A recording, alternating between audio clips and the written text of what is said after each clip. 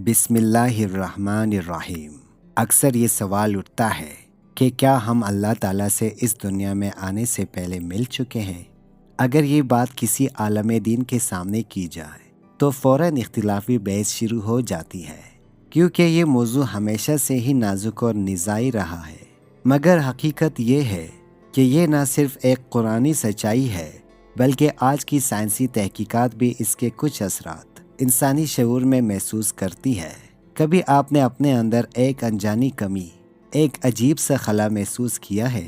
Science کی زبان میں اسے ایگزسٹینشل گیپ کہا جاتا ہے، یعنی ایسی کیفیت جب دولت، رشتے یا کامیابی سب کچھ ہونے کے باوجود دل مطمئن نہیں ہوتا۔ یہ خلا دراصل ہماری فطرت اور روح کے اندر محفوظ ایک پرانی یاد ہے، ایک ایسی روحانی یادداشت جو ہم بھول چکے ہیں لیکن وہ ہمیں نہیں بھولی۔ اسی حقیقت کو سمجھانے کے لیے قرآن مجید کی سورہ الاعراف آیت نمبر 172 میں اللہ تعالیٰ فرماتا ہے، کیا میں تمہارا رب نہیں ہوں؟ تمام روحوں نے جواب دیا، جی ہاں، ہم گواہی دیتے ہیں۔ یہ لمحہ عہد الصد کہلاتا ہے۔ اس وقت اللہ تعالیٰ نے سب انسانوں کی روحوں کو پیدا فرمایا اور ان سے عہد لیا کہ وہ دنیا میں جا کر اس کے رب ہونے کو مانیں گے اور صرف اسی کی بندگی کریں گے۔ یہ ملاقات زمین پر نہیں ہوئی تھی، نہ ہی وقت یا جسم کے پیمانوں پر، بلکہ ایک غیبی اور روحانی دنیا میں ہوئی جسے عالم زر کہا جاتا ہے۔ وہاں نہ جسم تھا، نہ وقت، نہ مادی کائنات، صرف روحیں تھی اور اپنے رب کے سامنے کھڑی تھی۔ یہ عہد یوں ہے جیسے کوئی بچہ پیدا ہونے سے پہلے اپنے والدین سے وعدہ کرے کہ وہ ان کی فرمانبرداری کرے گا۔ اسی طرح ہم سب نے اللہ تعالیٰ سے وعدہ کیا کہ ہم اس کی ربوبیت کو تسلیم کریں گے۔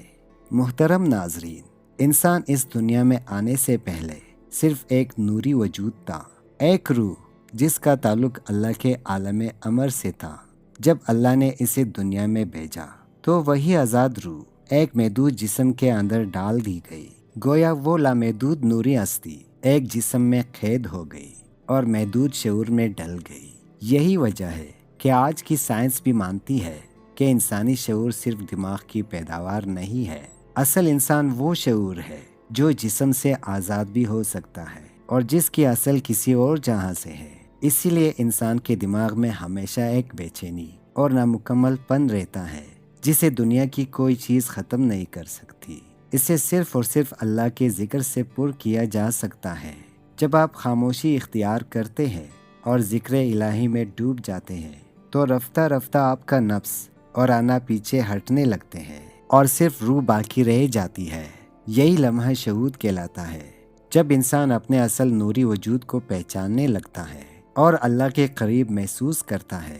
رسول اللہ صلی اللہ علیہ وآلہ وسلم نے فرمایا، بندہ اپنے رب کی سب سے زیادہ قریب سجدے کی حالت میں ہوتا ہے۔ بس جان لیجئے کہ ہم اللہ کو ڈھونڈ نہیں رہے بلکہ دراصل اپنی اس پرانی یاد کو تازہ کرنے کی کوشش کر رہے ہیں جو ہم نے کہا تھا۔ جی ہاں، ہم گواہی دیتے ہیں، یہ روحانی یادداشت اب بھی ہمارے اندر زندہ ہے، بس خاموشی اور ذکر سے اسے جگانے کی ضرورت ہے۔